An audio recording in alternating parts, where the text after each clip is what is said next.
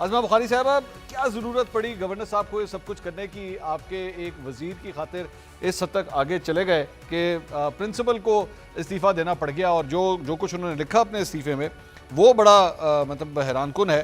उन्होंने कहा कि ये बार बार की इंटरफेरेंस जो है मैं बर्दाश्त नहीं कर सकता और इसलिए मैं अपना ओहदा छोड़ रहा हूँ। क्या कहेंगे आप? शुक्रिया मंसूर साहब। ये एक्चुअली लियाकत चट्ठा पार्ट 2 है। और वो इस तरह के जनाब मौसूफ जो प्रिंसिपल साहब हैं वो ऑलरेडी अगस्त में जा रहे थे और उनको कहा गया कि वो कंटिन्यू करें जब तक हम सब्स्टिट्यूशन जो है वो लेके नहीं आ जाते। और बाय द वे अगले महीने जो है वो उनकी टेन्योर भी पूरी हो रही है। सो ये उन्होंने अब जाते जाते जो मेहरबानी फरमाई है इसके ऊपर मैं कुछ ज्यादा बात तो करके उसको वो नहीं करना चाहती, लेकिन ये जो ऑर्डर पास किया गवर्नर साहब ने, क्या ये पर्सन स्पेसिफिक है? क्या उन्होंने कहा कि ये सिर्फ आहा चीमा के लिए हो रहा है? उन्होंने कहा कि जो भी बच्चे जो तालीम यहाँ पे हासिल नहीं कर रहे लेकिन उनको फीस, और आपको पता है आपके बच्चे, मुझे मेरा ख्याल है कि एचएसएन में पढ़ते हैं, आप बेहतर बता सकते हैं कि एचएसएन की फीस कितनी है। और वो बड़ा मुश्किल होता है एक मिडिल क्लास फैमिली के लिए अपने बच्चे को एचएसएन के अंदर पढ़ाना।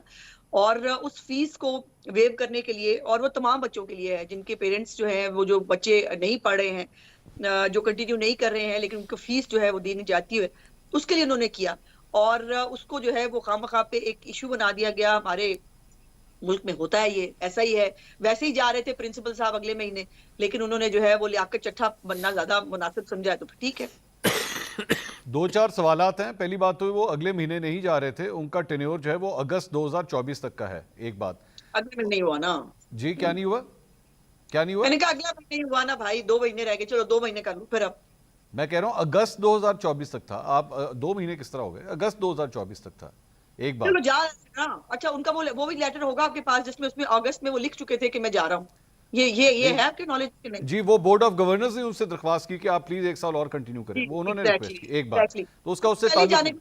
और पहले जाने के लिए बोल रहे थे। दूसरी बात ये कि हाँ। ये इशू कोई कल नहीं शुरू हुआ है, ये 2022 से चल रहा है ये इशू। और तीसरी बात ये कि जो गवर्नर साहब हैं उन्होंने ये इनायत या ये केस सिर्फ और सिर्फ इस वजह से उठाया है कि ये आहत चीमा साहब के बच्चे हैं।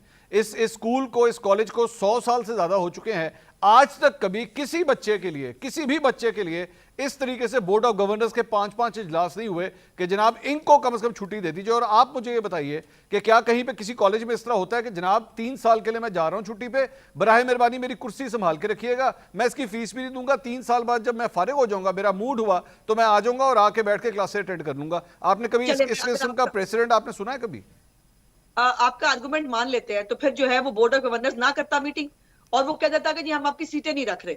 सीटें भी हम रखेंगे और जो है वो हमने इसके ऊपर मीटिंग्स भी करनी है, और आपको कोई फेवर भी नहीं देनी। मुझे बता दें इसका मतलब क्या है फिर? अगर वाकई फेवर देने की बात है, अगर सिर्फ जो है वो फीस माफ करने की बात थी, तो फिर ये इसके ऊपर 5 मीटिंग्स पहले तो बोर्ड ऑफ गवर्नर से पूछे ना, फिर 5 मीटिंग्स कर क्यों रहे थे? बोर्ड, इस मैं 5 बताता हूं, मैं जवाब देता हूं ना। आपने आपने नहीं, सवाल का जवाब ले लेना। सवाल का जवाब ले लें। आप सवाल का जवाब ले लें। आपने सवाल किया, मैं बता देता हूं आपको। बोर्ड ऑफ गवर्नर्स के एजेंडे के अंदर सिर्फ ये चीजें नहीं, और चीजें भी शामिल होती हैं, लेकिन ओके, मान लिया। इस चीज को डाला गया बीच में। और बाय द वे एक और बात, बोर्ड ऑफ गवर्नर्स ने अभी तक ये जो गवर्नर साहब ने जो जो चीज अप्रूव की है उसकी कोई मंजूरी नहीं दी हुई। और कल सुबह दोबारा इसकी मीटिंग, मैनेजमेंट कमेटी की मीटिंग होने जा रही है कि गवर्नर साहब ने कर क्या दिया है, गवर्नर साहब ने किस इख्तियार के तहत जो है वो इस तरह दे दी, जबकि आपको बेसिकली बोर्ड ऑफ गवर्नर्स की अप्रूवल चाहिए होती है अभी तक। और बाय द वे इस मामले पे जब ये मामला स्टार्ट हुआ था, बोर्ड ऑफ गवर्नर्स की जो सबसे पहली मीटिंग हुई थी उसके अंदर प्रिंसिपल के स्टांस को कहा गया था कि आप ठीक कर रहे हैं। ऐसा नहीं हो सकता कि आप 3 साल के लिए छुट्टी पे चले जाएं और आप कहें जी मैंने इसकी फीस भी नहीं देनी और मेरी ये सीटें संभाल के रखिए। दुरुस्त है, एक मिनट, बात दुरुस्त है, मैंने आपका आर्गुमेंट मान लिया। बोर्ड ने मान भी ली थी प्रिंसिपल साहब की रिक्वेस्ट, फिर इसको लटकाने का क्या मतलब था? फिर या इसको आप लटका गवर्नर के साहब से पूछें, या आप अपने गवर्नर साहब से पूछें। लेटर लिखने के लिए, लेटर लिखने के लिए ये ये भी तो देखें ना, जो सियासत हो रही है खामखा में। अब मैं इसमें कहना नहीं कौन चाहती सी थी, लेकिन सियासत? अगर आप मुझे बताइए कौन सी? बात कर लेते हैं, एक एक मिनट मिनट। खुल के बात नहीं कर नहीं, लेते आप हैं। मुझे बताइए अब कौन सी सियासत हो रही है इस पे? एक मिनट, अपने लोगों को फायदा पहुंचाना हो, किसी ब्यूरोक्रेट का मसला आ जाए, किसी फलाने का मसला आ जाए, वो किसी एक सियासतदान का या किसी रूलिंग पार्टी के किसी बंदे का, तो उसको एक इशू बना के उसमें ये आपने, जो मुझे बड़ा एतराज है इस बात के ऊपर, जी पहला स्कैम आ गया। क्या स्कैम है? गवर्नर साहब ने एक जो है वो कानून जो है वो जारी किया, उन्होंने कहा कि ये मेरा ऑर्डर है, उन्होंने एक ऑर्डर जारी किया। कल आप कह रहे हैं बोर्ड की मीटिंग हो रही है, तो बोर्ड की मीटिंग जो है वो देख लेगी उसमें क्या करना है। नहीं ये बोर्ड scam की कहाँ नहीं, से हो गया? बोर्ड की नहीं, Scam नहीं क्या नहीं है? अजमा साहब बोर्ड की इसमें नहीं, scam क्या है? मैं बताता हूं, अब बोर्ड की मीटिंग नहीं हो रही। पहली बात तो मैनेजमेंट कमेटी की मीटिंग हो रही है, वो बोर्ड की मीटिंग से बोर्ड नहीं है, बोर्ड ऑफ गवर्नर्स और है, मैनेजमेंट कमेटी और है। और उसके अंदर भी जो एक सबसे सीनियर वहां पे रुकन थे, जो कई दहाइयों से इस बोर्ड ऑफ गवर्नर्स के मेंबर रहे हैं, उन्होंने बाबर अली साहब ने भी इस्तीफा दे दिया और उन्होंने प्रिंसिपल के स्टांस को सपोर्ट करते हुए कहा कि ये हरकत मैंने अपनी 90 साल जिंदगी में कभी एचसन के साथ होते हुए नहीं देखी जो हो रहा है। और बोर्ड ऑफ गवर्नर्स की जहां तक आपने बात की है वो भी सुन लीजिए। आपने कहा ना कि बोर्ड ऑफ गवर्नर्स के अंदर लोग ऐसे बैठे हुए हैं जो ये करते हैं, जरा सुनिए बोर्ड ऑफ गवर्नर्स के अंदर कौन है। बोर्ड ऑफ गवर्नर्स के अंदर अली परवेज मलिक हैं, आपकी पार्टी के रहनुमा अली परवेज। अच्छा, उसके बाद आगे आगे सुनिए, मुस्तफा रमदे हैं, खालिद रमदे साहब के साहबजादे। उसके बाद अवैस लगारी साहब हैं, आपके मिनिस्टर, वो इसके अंदर है। उमर सैफ हैं इसके अंदर, वो भी आपकी पार्टी से एफिलिएटेड है। कामरान अली अफजल हैं, मोहम्मद औरंगजेब जो इस वक्त वजीर खजाना है। आगे आगे यहाँ रुक जाइए। अली ये जो अयाज मेरे सारे अली अयाज आपने सादिक बताया- हैं, सरदार अयाज सादिक साहब के साहबजादे। ये सारे लोग हैं बोर्ड ऑफ गवर्नर्स के अंदर। सुन लीजिए, मैंने मान ली ये आपने सारी लिस्ट सुना दी ना। अब मुझे बताइए कि अगर हमने जो है वो इसके ऊपर किसी को फेवर देना हो, वो करना हो, फिर बोर्ड बकौल आपके जो आपने कहा बोर्ड ने प्रिंसिपल के स्टांस को जो है वो अपहोल्ड किया, तो फिर मुझे ये बताइए स्कैम कहां से हो गया? मैं बता रहा हूं जी, मैं बता रहा हूं, मैं बताता हूं, मैं बता रहा हूं जी, मैं जवाब दे रहा हूं। क्या ये फेवर दे रहे हैं? सुने मैं बता रहा हूं।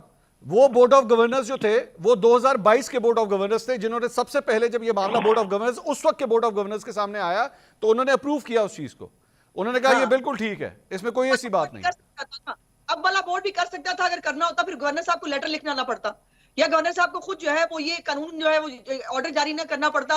वो 21 तारीख को उन्होंने कानून जारी किया, आज ही उन्होंने जो ये कर दिया है। ये कोई बात है? आप एक तरफ खड़े तो होइए ना, या तो एक तरफ मुझे कहिए कि आपने जो इतनी लिस्ट सुनाई है मेरे पार्टी के लोगों की, वो फेवर दे रहे थे। एक तरफ आप कह रहे हैं फेवर भी नहीं हो रही, दूसरी तरफ गवर्नर साहब अगर जो है अपने इख्तियार इस्तेमाल कर रहे हैं, जिसको आप कह रहे हैं कि वो गलत है और वो इख्तियार इस्तेमाल नहीं कर सकते। प्रिंसिपल साहब जो जा रहे थे वो खुद जो है वो जाने से पहले जो है एक जो है ये वो एक शोशा छोड़ के जाना चाहते हैं। कमाल बात कर रहे हैं। बाबर साहब जो है वो बहुत मुअज़्ज़ज़ है, बहुत मोहतरम है, वो बहुत सालों से हैं। अगर जो है वो अपनी राय देकर वो साइड पे हो रहे हैं तो क्या इसका क्या मतलब हुआ? बाकी सब ये प्रोटेस्ट में हुआ है अजमा साहिबा, ये प्रोटेस्ट में हो रहा है, ये खुशी से नहीं हो रहा। आपने बाबर साहब का इस्तीफा पढ़ा है? आपने बाबर साहब का इस्तीफा पढ़ा है कि वो क्या लिख रहे हैं उसके अंदर? वो ठीक है, उनकी वो मोहतरम है, बुजुर्ग है, मैं उनकी पर ज्यादा बात नहीं करना चाहती। कर सकती हूँ, करना नहीं चाहती।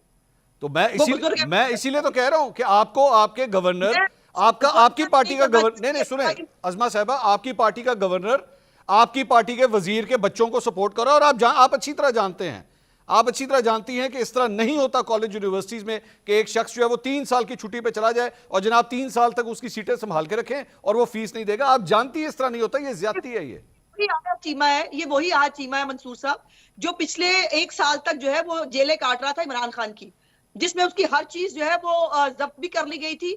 उनके पास जो है वो शायद अपने घर के पता नहीं उन्होंने खर्चा कैसे चलाया है। ये वही आहा चीमा है।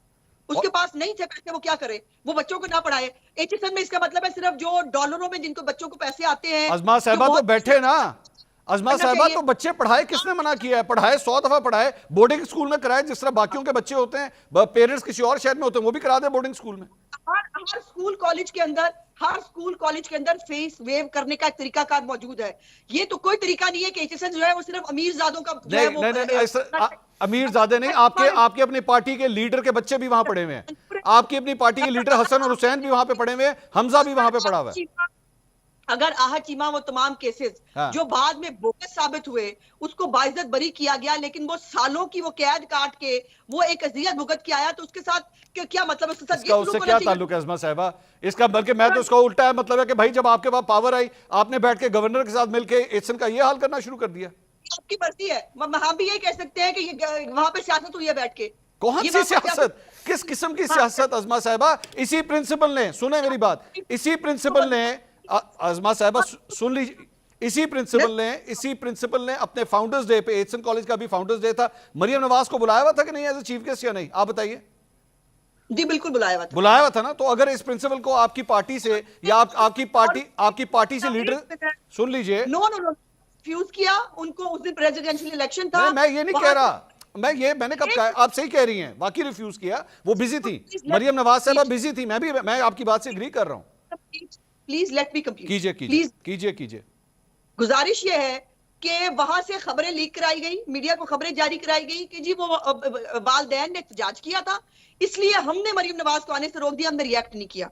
दूसरी बात नहीं, ये ऐसा नहीं हुआ। नहीं, ये वहां गलत है। ये वहां चीयर अजमा साहिबा, ये गलत है। मैं कैटेगोरिकली बता सकता हूं ये गलत है। मैं इसका गवाह हूं। मैं गवाह हूं अजमा साहिबा, मैं खुद गवाह हूं इस बात का।